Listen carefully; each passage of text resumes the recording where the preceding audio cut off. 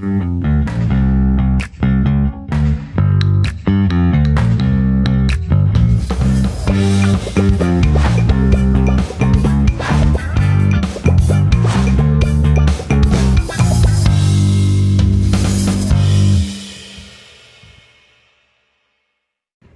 guys, selamat datang di podcast Ilmu Komunikasi. Hari ini kita akan ngobrol santai, tapi tetap serius ya, dengan para narasumber kita mengenai menjadi guru SD yang komunikatif dan beretika. Kali ini saya sudah ditemani oleh para 3 narasumber. Boleh diperkenalkan dari narasumber 1. Halo, perkenalkan aku Nurainil Afifah, biasa dipanggil Afi. Dan narasumber kedua kita. Halo, aku Sesi Prativi, biasa dipanggil Sesi. Dan narasumber yang ketiga. Halo, aku Jumbala Jati Asifah, biasa dipanggil Ajeng.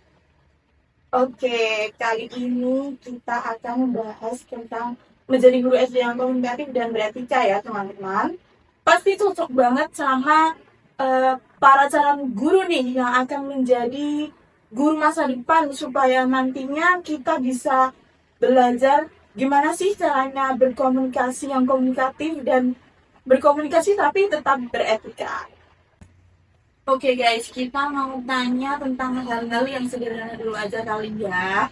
Aku mau tanya dulu ke Mbak Afi. Komunikasi guru itu lebih sering terjadi di dalam kelas atau di luar kelas? Nah, kalau menurut aku ya, dua-duanya itu sama-sama penting. Nah, kalau di kelas itu memang utama ya terjadinya komunikasi antara guru dan siswa, tetapi di luar kelas itu juga sering terjadi. Misalnya nih, pas istirahat, kita kan beli makan atau beli peralatan. Nah, nanti kan bakal ketemu siswa ya. Nanti di situ siswa pasti bakal menyapa kita. Nah, terjadi komunikasi lah di situ. Nah, bahkan waktu istirahat siswa curhat ke kita, itu juga terjadi komunikasi. Itu guys, kadang anak SD aja suka curhat tiba-tiba. Iya, benar. Ya. Oke, sekarang aku mau tanya sama Mbak Sesi, kalau gurunya kurang komunikatif itu gimana, Mbak? Nah, biasanya anak yang pendiam atau nggak mau cerita, itu malah mereka itu lebih butuh perhatian ya dari seorang guru. Itu biasanya seperti itu. Begitu ya. Iya. Oke, kali ini aku mau tanya lagi ke Mbak Anja. Nih, Mbak Anja, berarti seorang guru itu nggak cuma nyampein materi aja ya? Iya, betul sekali. Guru itu tidak hanya menyampaikan bagaimana caranya menyampaikan materi pada siswa, tetapi juga bagaimana guru membangun emosional siswa agar siswa itu merasa aman dan nyaman. Jadi nanti kalau misalnya siswa ada masalah, itu udah merasa aman dan nyaman, mau cerita kepada guru. Gitu. Oke, aku mau tanya lagi nih sama Mbak Afi ya. Jadi, komunikasi apa sih yang paling cocok buat anak SD?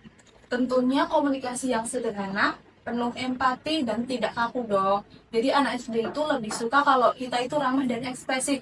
Jangan sampai ya kalau kita komunikasi kita cemberut. Jadi kita harus ceria, senyum, biar siswa tuh lebih santai gitu loh cerita kita gitu. Gitu. Harus selalu ceria guys tuh. Nih kita udah dapat banyak ilmu ya nih dari para narasumber kita. Tepuk tangan dulu. Kenapa etika komunikasi itu penting bagi guru SD? Nah, kita kan seorang guru ya Pak. Nah, seorang guru itu adalah panutan untuk siswa-siswanya. Jadi ketika kita berbicara secara tidak disengaja maupun disengaja, itu mereka bakal ngikutin cara bicara kita. Jadi harus lebih hati-hati gitu. Harus berbeda. Lalu mau tanya nih ke Mbak Ajeng, kalau ada anak yang bandel atau suka melanggar aturan, itu cara kita menegur supaya kita beretika gimana? Kalau menurut aku sih ya, lebih baik kita tegur secara pribadi aja. Jangan kita tegur saat di depan kelas, karena akan membuat siswa yang ditegur itu akan merasa malu dan minder sama teman-temannya. Gitu. Itu sih yang lihat sama Mbak Ajeng ya. Terus aku mau tanya juga nih ke Mbak Afi, kadang kita kan nggak sadar ya kalau kita suka pemerintah atau ngomong gitu, Mbak. Nada suara itu juga termasuk dalam etika berkomunikasi tidak ya? Iya, jadi nada suara itu sangat penting. Bahkan jika kata-katanya sama, menggunakan nada suara yang beda itu maknanya juga ikut beda. Aku tanya lagi dari Mbak Sesi, kalau dulu sering ngomel-ngomel, bentak-bentak, itu ada dampaknya nggak sih buat ke siswa? Nah, nanti dampaknya itu siswa bisa jadi takut ya Kak ya. Nanti jadi takut berpendapat, takut bertanya, itu lebih menakutkan, dampak lebih menakutkan. Soalnya kenapa? Soalnya itu tuh bakal berdampak sampai besar. Sampai besar dia takut bertanya, takut berpendapat gitu. Nah, terus juga bisa menurunkan minat belajar mereka. Jadi harus disiplin juga ya. Iya. Selain tes siswa, guru SD kan juga harus berkomunikasi dengan orang tua ya. Nah, menurut kalian itu termasuk tantangan guys? Itu merupakan tantangan sih Kak, karena kan besok kita saat jadi guru kita bakal ngajar di satu kelas nih. Nah, satu kelas itu kan pasti cukup banyak siswanya.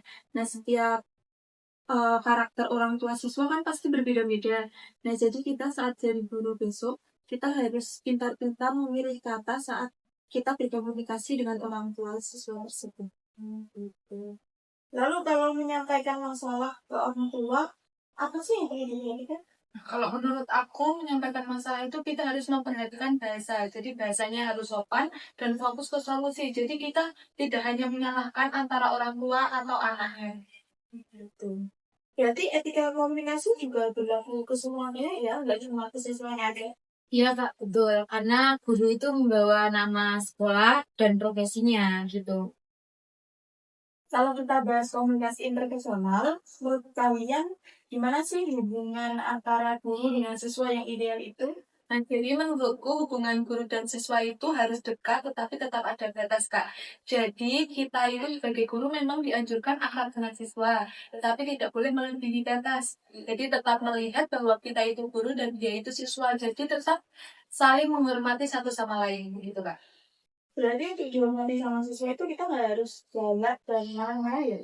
Iya Kak, nggak harus galak. Justru guru yang ramah dan tegas itu biasanya lebih dihormati sama siswa.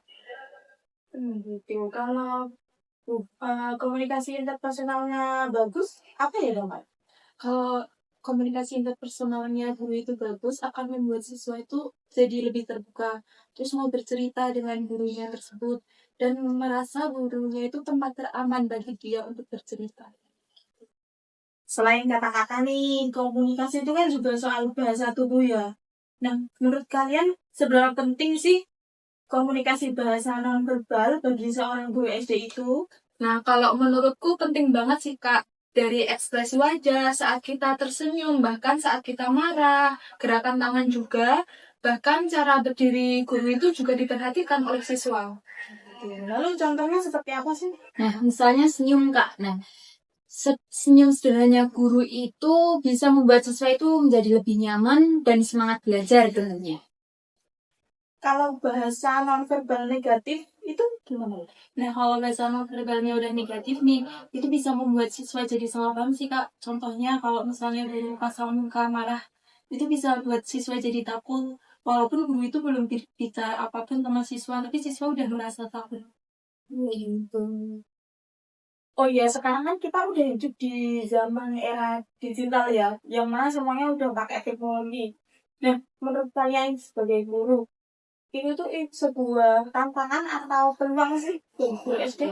Dua-duanya sih Kak. Nah, zaman sekarang kan itu kan anak-anak udah familiar ya dengan gadget.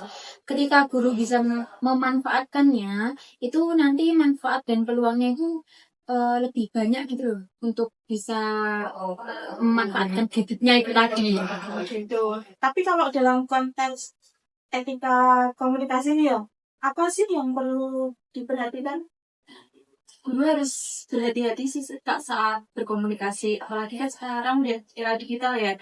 Contohnya di grup WhatsApp kelas gitu. Guru harus berhati-hati saat berkomunikasi, apalagi sama orang tua, dan juga berhati-hati saat berkomunikasi dengan siswa. Itu maksudnya gimana?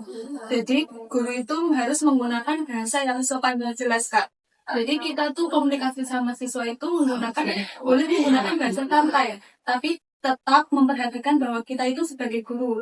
Jangan sampai kita itu menggunakan bahasa gaul yang artinya negatif. Jadi siswa itu dapat meniru perbuatan kita, perkataan kita itu bisa dikatakan nanti ke orang tua, teman, bahkan ke orang sekitar. Jadi kita tuh harus profesional walaupun komunikasinya itu lewat chat.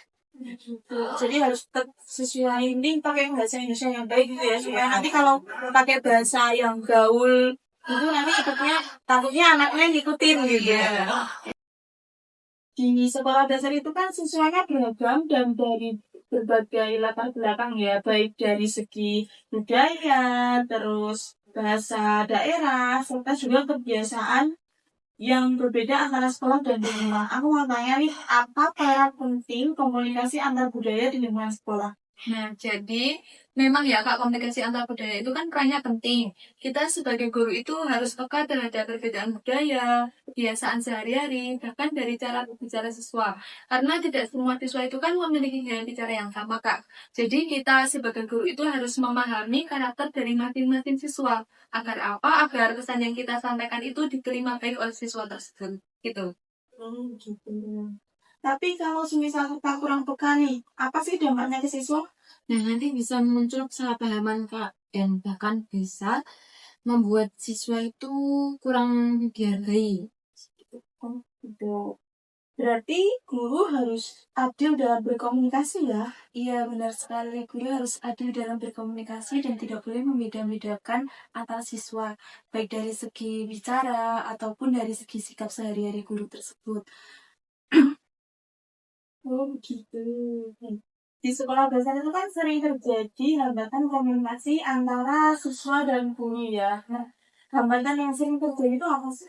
Nah, jadi hambatan utamanya itu berada di tingkat pemahaman Kak. Jadi kita sebagai guru itu udah merasa menjelaskan materi itu dengan sangat jelas. Tapi kan belum tentu siswa itu menangkap maksudnya. Nah, ini tuh dikarenakan tingkat pemahaman bahasa siswa SD itu masih berkembang Kak. Oh, gitu. Selain faktor pemahaman bahasa nih, ada faktor lain nggak? Ada, Kak, misalnya faktor psikologis siswa ya. Nah, siswa yang sedang takut, sedih, atau kurang percaya diri itu biasanya malah sulit untuk menerima pesan dari guru gitu. Lalu, bagaimana cara guru mengatasi hambatan tersebut? Nah, guru mengatasi hambatan tersebut ya, guru perlu menggunakan bahasa yang sederhana, terus memberikan contoh yang konkret, yang melakukan pengecekan pemahaman ulang. Misalnya, kita sudah memberikan pembelajaran nih, kita meminta siswa untuk mengulang materi yang sudah kita ajarkan dengan bahasa mereka sehari-hari. Seperti itu.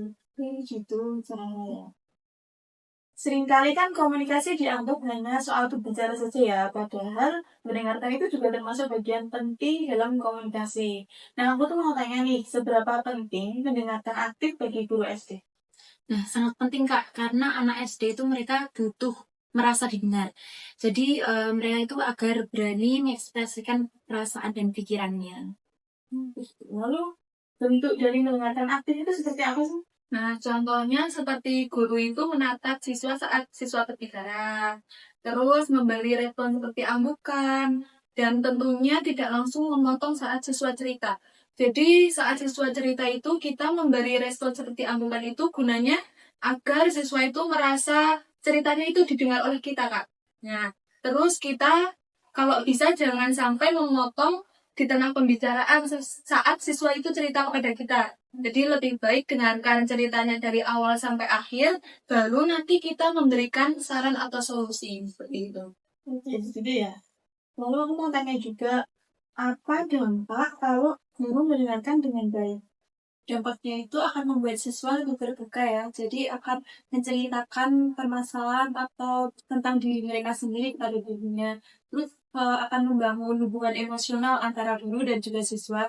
Dan juga akan membangun akan membuat suasana kelas itu menjadi lebih kondusif sehingga para siswa itu akan nyaman saat belajar. Gitu.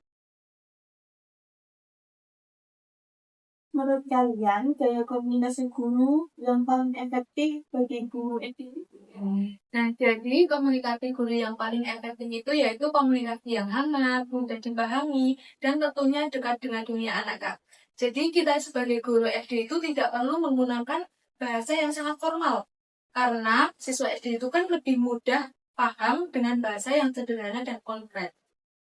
Nah, selain itu tuh intonasi suara itu juga sangat penting, Kak. Jadi suara yang terlalu tinggi mereka bisa jadi takut. Nah, sedangkan suara yang terlalu pelan itu mereka biasanya malah sulit untuk menerima apa yang kita sampaikan. Begitu. Jadi kuncinya di keseimbangan ya. Iya, benar sekali. Kuncinya itu di keseimbangan antara tegas dan juga ramah. Guru menyampaikan aturan dengan jelas, tapi juga dengan bahasa yang mudah dipahami dan juga sikap yang menyenangkan. Sehingga siswa itu akan membuat siswa menjadi lebih terbuka terhadap kita. Kan guru SD juga perlu menggunakan komunikasi persuasif ya. Nah, menurut Mbak Sesi, apa sih contohnya? Nah, misalnya mengajak siswa untuk disiplin. Jadi guru itu nggak cuma memerintah saja, Kak. Jadi juga memberi alasan mengapa aturan itu penting. Berarti bukan keunggulan gurunya ya? Iya, benar sekali, Kak. Jadi komunikasi persuasif itu lebih menekankan bagaimana cara guru mengajak dan membimbing siswa agar mau memahami suatu hal. Jadi siswa itu akan mengikuti arahan kita tanpa mereka merasa takut, Kak. Jadi melainkan mereka itu udah mengerti dan menyadari manfaatnya. Lalu dampaknya karakter siswa itu apa? Dampaknya itu siswa jadi lebih belajar bertanggung jawab. Bagaimana seharusnya etika profesional guru dalam berkomunikasi? Nah, jadi guru itu harus selalu menjaga tutur kata, tidak merendahkan siswa, dan selalu mengedepankan sikap menghargai. Nah, selain itu, guru juga harus menjaga kerahasiaan masalah siswa, terutama untuk berkomunikasi di pihak luar. Intinya, komunikasi guru itu harus mencerminkan nilai pendidikan. Nilai pendidikan itu ada 3. Yang pertama itu ada mendidik, yang kedua ada menanamkan, dan yang ketiga ada memberikan teladan. Seperti itu ya. Aku mau tanya nih Mbak Anggi, apa sih tantangan terbesar kita sebagai guru yang komunikatif berarti ya? Nah, tentunya tantangan terbesar itu bagaimana cara kita mengontrol emosi. Nah, kita sebagai guru SD itu kan kadang capek, bahkan stres. Nah, itu bisa kebawa cara kita komunikasi sama siswa. Jadi kita itu harus pintar-pintar mengontrol emosi kita, seperti itu. Kalau menurut Mbak Sesi, Konsistensi sih, Kak. Jadi terkadang kita tahu teorinya, udah paham, tetapi cara prakteknya itu kita belum tentu bisa gitu. Jadi nggak mudah untuk prakteknya biasanya. lalu yang terakhir nih buat baca, ada pesan nggak buat para calon guru SD?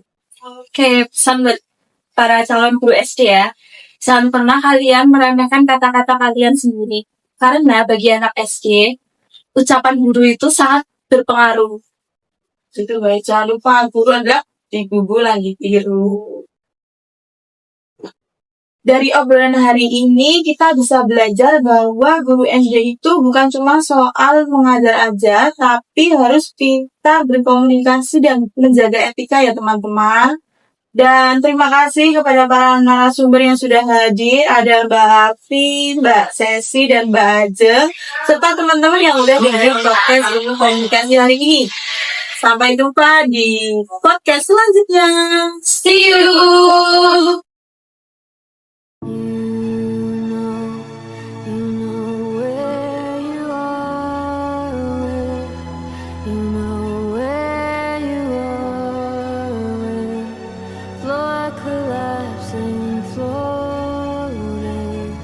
Bouncing back, and one day I am gonna grow wings like a Mercury.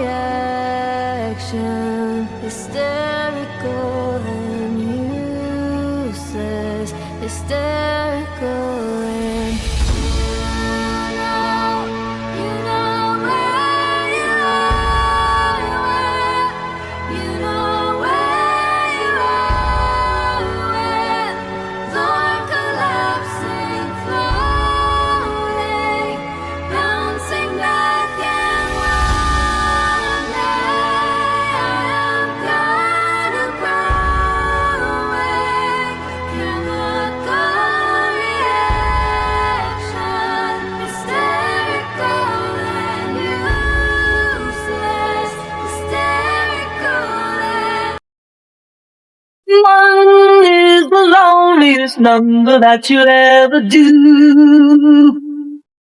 Two can be as bad as one. It's the loneliest number since the number was. One is the loneliest number that you'll ever do. Two